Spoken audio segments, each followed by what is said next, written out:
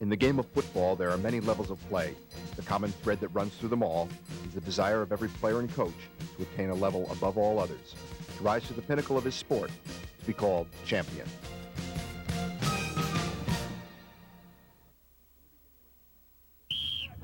In the beginning was a dream to bring a semi-pro football team to the Newburgh area. Newburgh Raiders general manager and founder Ed Cole had the dream and not much else. A good number of people said it couldn't be done. He refused to believe them.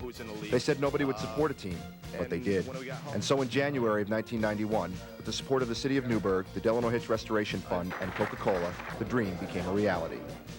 200 prospective players from the city and town of Newburgh, the town of New Windsor, Dutchess, Rockland, Sullivan, and Westchester counties, and from places as far away as Trenton, New Jersey, and Pennsylvania came. They came to play football, and from the 200, 50 were chosen. 50 athletes who represented the best the area could produce. 50 gridiron warriors who would represent the Newburgh area and make their families, the fans, and themselves proud to be part of the Newburgh Raiders. Every team must have a head coach, and the Raiders attracted one of the best. A man with nearly 20 years of collegiate and semi-pro experience, a man with a winning attitude and an understanding of what a successful team could mean to the Newburgh area. Norman Mann was chosen to lead the Newburgh Raiders. In the first season, nobody knew what to expect, but the players, the coaches, and members of the organization knew. They knew they were young and inexperienced, but they also knew that they had talent. And in the first 4 games, they showed it, going unbeaten in 3 preseason contests and blasting league foe Plattsburgh 35-0 and attaining a top 20 national ranking. That was the easy part. The real challenge was in hosting the defending league and national champions Scranton Eagles. The Raiders took their 4-0 record into that game and came out of it at 4-1, having learned that you can't learn all there is to learn in 4 games. The rest of the season had some very bright spots. Bright enough for the Raiders to finish at a respectable 5-5 in league play, but more importantly, bright enough to qualify for the league playoffs. And so, on a very wet September night, the Raiders played in their first ever playoff game and beat the Glove Cities Colonials to advance to the semifinals against the league runner-up Montreal Voyageurs. The Raiders took the Voyageurs to overtime before falling in the final seconds to end what was a brilliant inaugural season. 1992 began with a goal to return to the playoffs, and this time to win one more game than in 1991. Many players had returned from the 1991 squad, and the Raider reputation for being a well-run organization had attracted a large number of new prospects. When the final cuts had been made, the Raiders looked bigger, faster, and stronger than in 1991. It didn't take long for the team to serve notice to the rest of the league that the 1992 Newburgh Raiders were a team to be contended with. As they had in their inaugural season, the Black and Silver went undefeated in the preseason, earning a number 3 national ranking. And as the regular season got underway, the Raiders began dismantling the other teams in the league.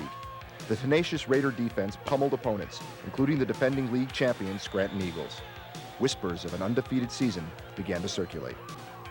And through 7 regular season games, the team remained undefeated. They looked to be unstoppable until a bye week and a strong Syracuse Express team derailed the Raiders' hopes for an undefeated season.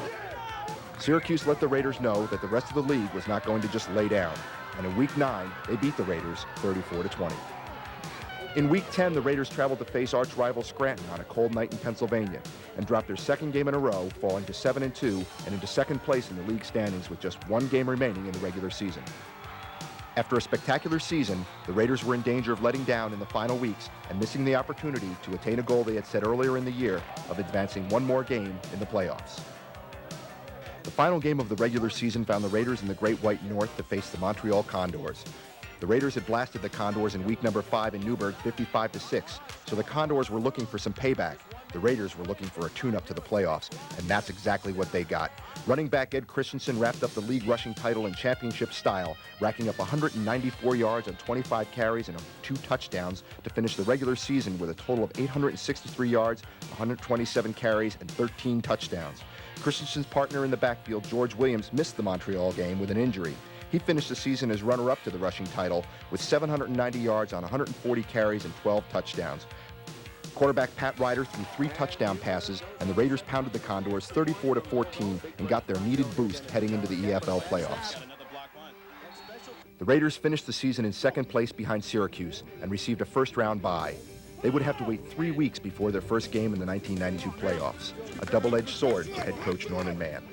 Whenever you stop playing for any length of time, you break that consistency of playing. So on one aspect, it kind of hurts us because we haven't had a game, but on the other hand, it kind of helped us because a lot of our ball players were bruised up, and we're at 100% right now, and I'm very happy and pleased about that. On October 17th, the waiting was over. The Raiders would face the Ottawa Bootleggers in the semifinals, the winner advancing to the final against the Scranton Eagles. This would be the first meeting with the Boots and the Raiders. It would also be the last game of the season for the Canadians. The Raiders broke on top in the first quarter and led 6-0 on a 29-yard touchdown strike from Pat Ryder to Sylvester Hill.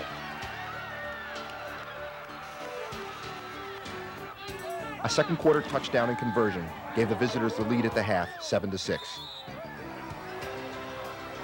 The third quarter was a dead heat as both teams failed to score. In the fourth quarter, the Raiders scored on a George Williams 35-yard touchdown run and led 13-7. The Boots answered back and led 14-13 with less than 2 minutes to play. It looked as though the Raiders' season had come to an end. Then, Pat Ryder connected with Mike Ryan on a 44-yard bomb with 1:44 left in the fourth to go ahead 19-14. It was now time for the defense to shine, and they did, brilliantly. With time running down, Marvin Morgan intercepted an Ottawa pass and sealed the victory. The Raiders were in the finals in just their second season. The goal had been achieved. Achieving was something the Raiders had done all season long. No one expected them to be in the final except maybe the Raiders themselves. This would be a classic matchup, the defending champions and the new kids on the block. The teams had split 2 regular season games, each winning at home, but this was different. There would be no tomorrow. One game, winner take all. These are the sights and sounds of a championship football game.